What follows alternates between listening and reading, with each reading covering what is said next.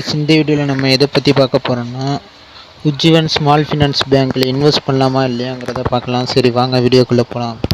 அதுக்கு முன்னாடி பார்த்தீங்கன்னா ஃபஸ்ட்டு நம்ம டெக்னிக்கல் அனலைஸ் பார்க்கலாம். இப்போ டெக்னிக்கலாக ஒரு ஹரிசாண்டல் கோடு போட்டிருக்கேன் பாருங்கள். அந்த கோட்டில் பார்த்தீங்கன்னா அதுதான் சப்போர்ட்டு. அந்த சப்போர்ட்டில் இருந்து பார்த்தீங்கன்னா இப்போ கொஞ்சம் மேலே கொஞ்சோண்டு தான் மேலே இருக்குது. நம்ம இப்போ கூட இன்வெஸ்ட் பண்ணோம்னா நமக்கு கிடைக்க போகிற ப்ராஃபிட் எவ்வளோன்னு பார்த்தீங்கன்னா ஒரு 40% கிட்ட, பழைய ஹை போனாலே 40% கிட்ட கிடைக்கும். அதுக்கு முன்னாடி இருக்கிற ஒரு ஐக்கு போணுச்சுன்னா ஒரு 25% கிட்ட கிடைக்கிற மாதிரி காமிச்சிருக்காங்க.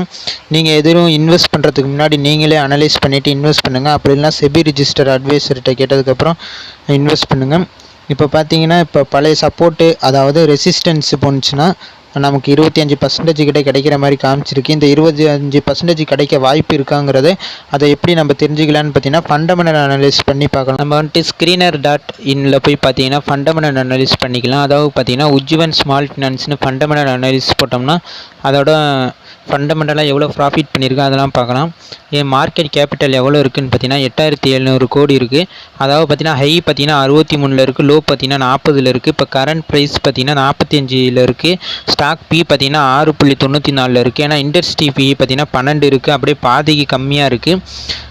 ரிட்டர்ன் ஆன் ஈக்விட்டி பாருங்கள் 26% கிட்ட இருக்குது. டிவிடெண்ட் ஈல்ட் பாருங்கள் 3% கிட்ட இருக்குது. அதுக்கப்புறம் பார்த்தீங்கன்னா பி ரேசி பார்க்கலாம்.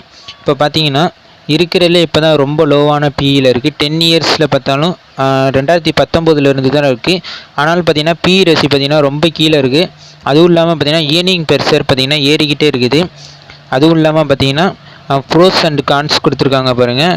டிவிடெண்டும் நல்லா கொடுத்துட்ருக்காங்க. அதுவும் இல்லாமல் குவார்ட்டர் ஆன் குவார்ட்டர் வந்து நல்ல ரிசல்ட் கொடுத்துட்ருக்காங்க. டெலிவரி குட் ப்ராஃபிட் க்ரோத் பார்த்தீங்கன்னா 45% கேகர் வளருது.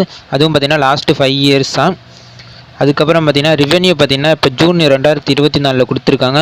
1577 ரெவென்யூ வந்திருக்கு. ஆனால் ப்ராஃபிட் பார்த்தீங்கன்னா 300 கோடி. அதே மாதிரி தான் போன குவார்ட்டர்லேருந்து எவ்வளோ கொடுத்தாங்களோ அதே தான் கொடுத்துட்ருக்காங்க. 300 கோடியாக கொடுத்துருக்காங்க. என்பியும் பார்த்தீங்கன்னா குறைச்சிருக்காங்க. 9ல் இருந்துருக்கு, 9லேருந்து இப்போ 2க்கு வந்திருக்கு. அதே மாதிரி 0.41 நெட் என்பி அதிகரிச்சிருக்கு. இப்போ நெட் ப்ராஃபிட் பார்த்தீங்கன்னா 1259 கோடியாக இருக்குது. மார்ச் 2024 பார்த்தீங்கன்னா 1281 இருக்குது. அப்படியே வளர்ந்துக்கிட்டே இருக்குது பாருங்கள் நெட் ப்ராஃபிட்டு. அதுக்கப்புறம் பார்த்தீங்கன்னா ரிசோர்ஸில் பார்த்தீங்கன்னா 5000 கோடி வச்சுருக்காங்க. இன்வெஸ்ட்மெண்ட் பார்த்தீங்கன்னா 10,000 கோடி இன்வெஸ்ட் பண்ணி வச்சுருக்காங்க. அதுவும் இல்லாமல் பார்த்தீங்கன்னா ப்ரொமோட்டர்ஸ் பார்க்கலாம். ப்ரொமோட்டர்ஸ் பார்த்தீங்கன்னா இப்போ யாருமே இல்லை.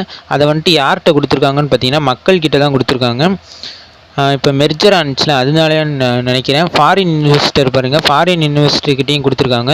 இது ஃபுல்லாமே ஃபாரின் இன்வெஸ்டர் தான். அதுவும் ஜூன் 2024 தான் கொடுத்துருக்காங்க.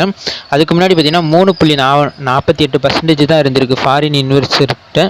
இப்போ டிஐஸ்கிட்ட பார்த்தீங்கன்னா 7% கிட்ட இருக்குது. இவங்களாம் ஹோல்டு பண்ணிக்கிட்டு இருக்காங்க.